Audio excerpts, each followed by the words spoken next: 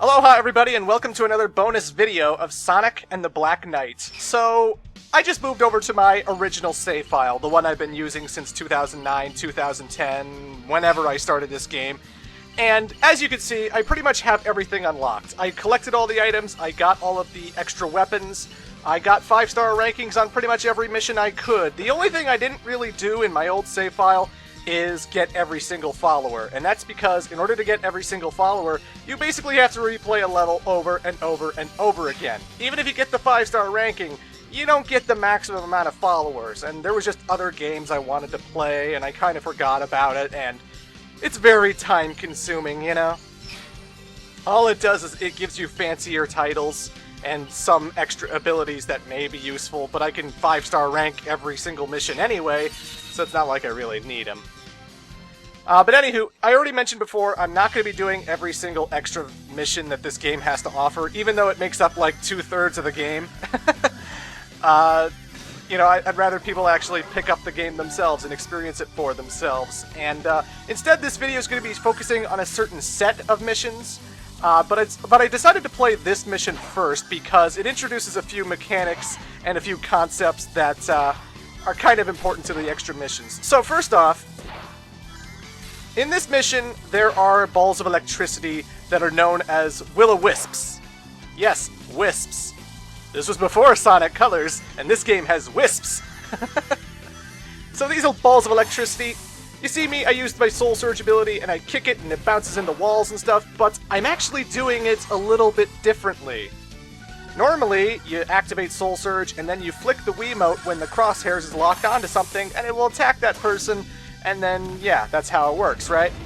But if you try attacking the Will-O-Wisps, well, it's a big ball of electricity. It damages Sonic. It hurts Sonic. So what are you supposed to do?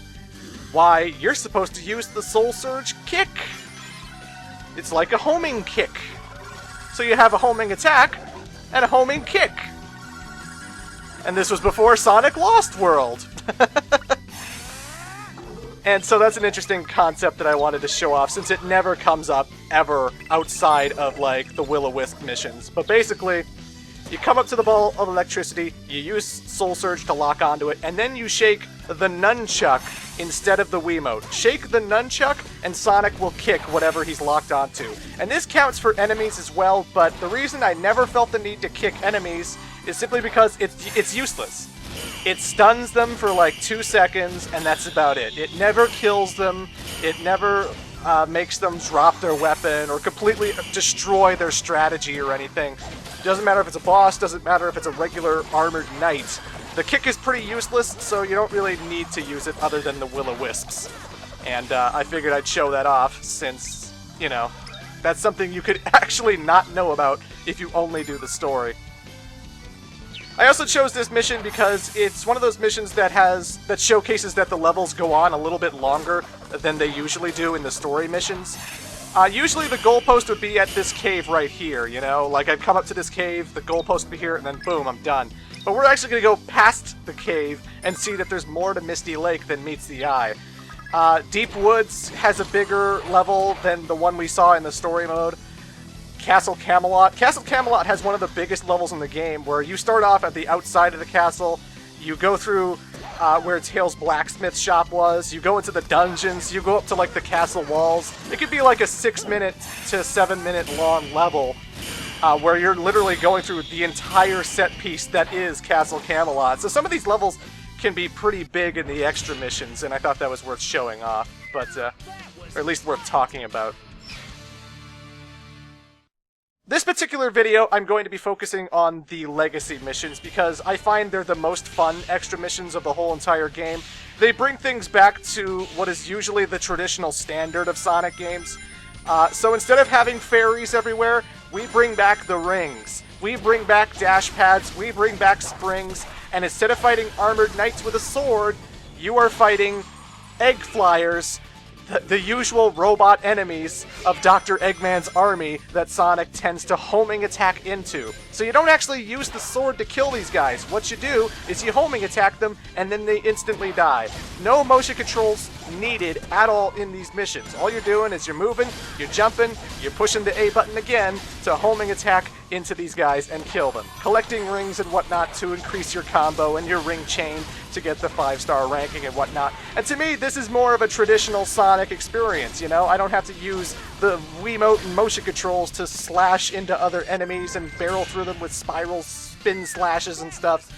And and the levels are by far the shortest extra missions in the game, because they usually always go up to like a minute or a minute 30, if that, you know?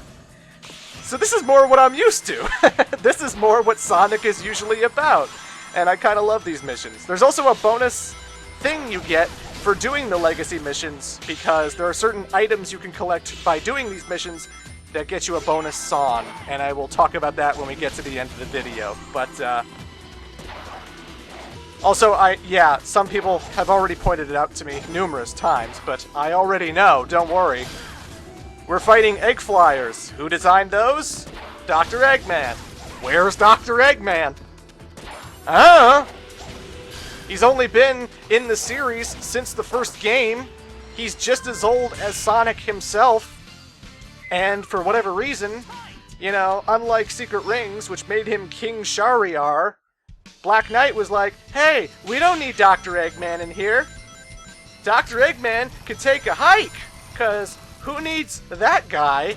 We'll just have King Arthur be the villain, and then that's it. This is the worst game I've ever played in my whole fucking entire life. No.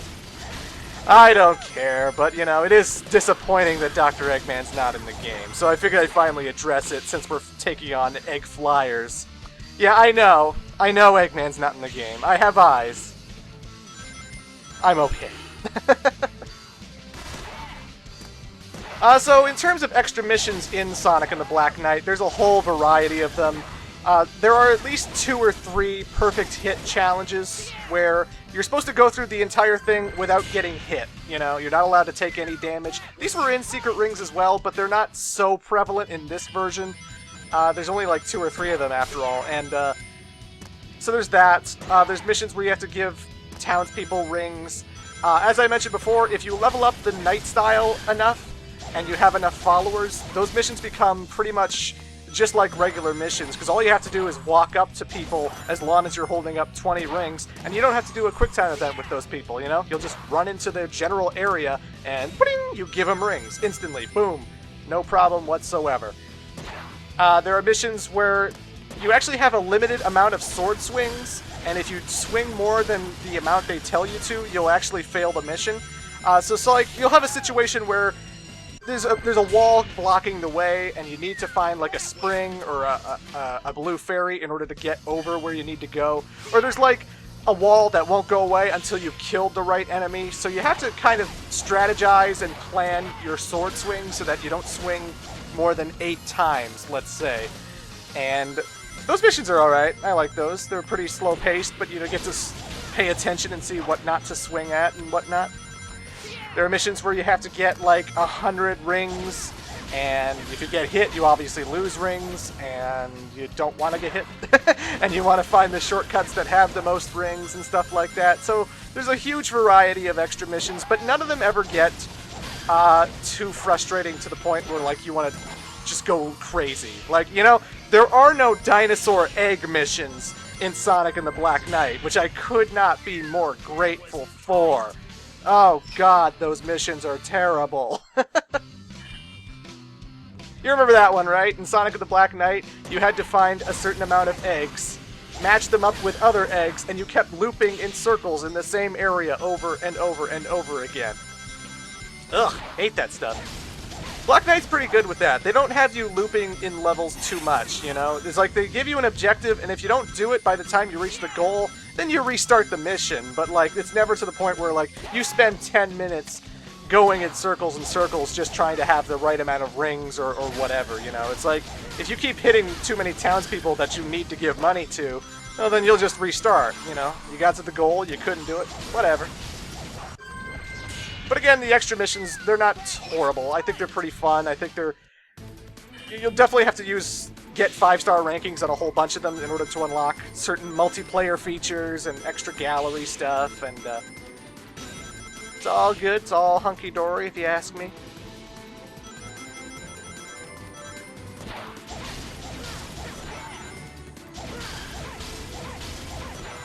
Another thing to keep in mind is that some of these extra missions have items that you can only collect in those extra missions. So if you're trying to get all of the items for Lancelot, Gawain, and Percival in order to get their best weapons, then you're definitely going to want to try and explore all these different extra missions, if you so care, you know. I mean, I've already said that Sonic is the best playing character in the game, but maybe some people like playing as Lancelot, maybe some people like playing as Gawain and Percival, over my opinion. So, you know, there's lots of fun there. You can always experiment with different weapons and check those out and see what there is to offer.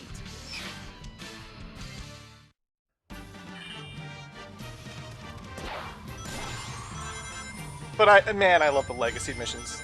Could you imagine an entire Sonic game that played pretty much like this? Like in the Storybook series anyway? You know, if they would just do what they did with Secret Rings, but not have it anything with motion controls, you know, make the control a little bit tighter. It could still be on the rails, even though I know people will hate that. It could still be on the rails, just have him go from left to right easier, you know, just make sure there's no motion control involvement whatsoever. Like, even if it's like another swordplay game. I don't know why they would make another one, but hey, you never know. We could have a Black Knight 2 for some reason, involving Sonic looking for the Holy Grail. Because that's the thing, I was sort of expecting the Holy Grail to be incorporated in the story. You know, it's the big part of the Arthurian legend, it's the Holy Grail, right? Not in the game at all.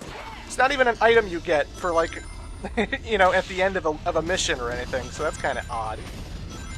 I could make a Black Knight 2, whatever.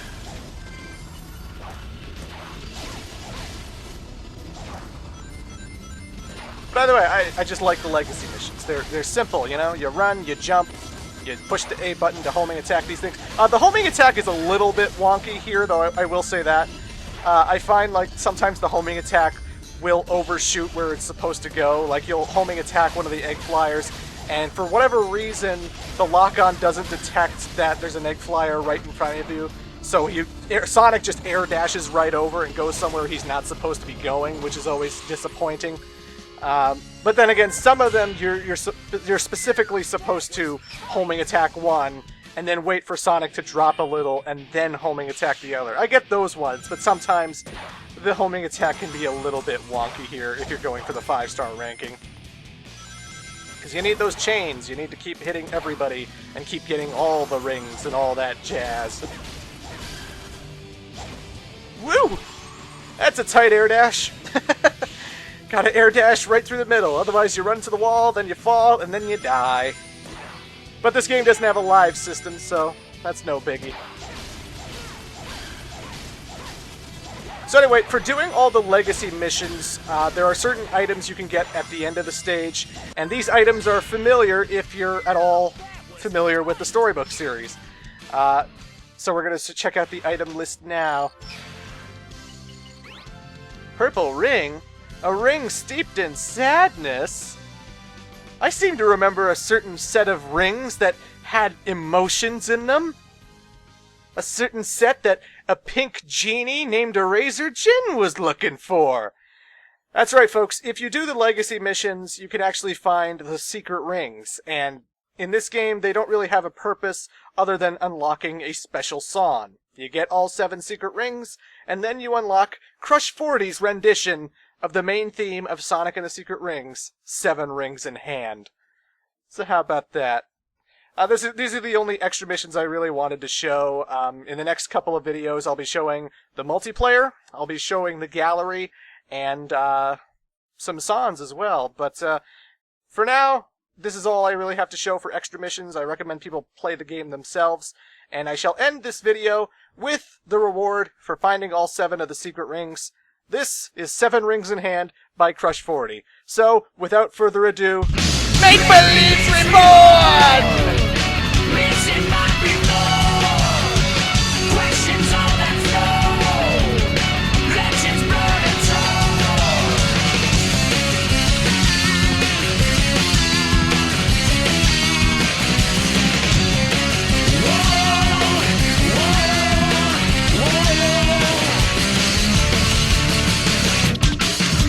No such thing as fate for those who speed a path at a time instead of just living it. So many things erased before they begin. Hopes on dream instead of what could have been. Fortune fades like words in the sand. Just like that, nothing at all just seems. Nothing at all just seems. Fortune shines with 7 in hand. Back to back, make real of all that seems. Make real of all that seems.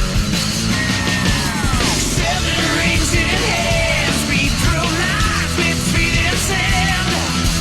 7 rings in hand, wonder command. 7 rings in hand, while with just one single hand. 7 rings in hand, our hearts catch fire now. Make believe reborn, missing by before. Questions all that know, legends blood and soul. No such thing as an arrow through blue dreams. Hopes may burn but forever last to give in. So many things need a push or pull to begin. I'm free to move unless another hand gets in. Be it all the same, it's never the same. Just like that, just nothing at all just means. Nothing at all just means. If all as is, then it's never as is.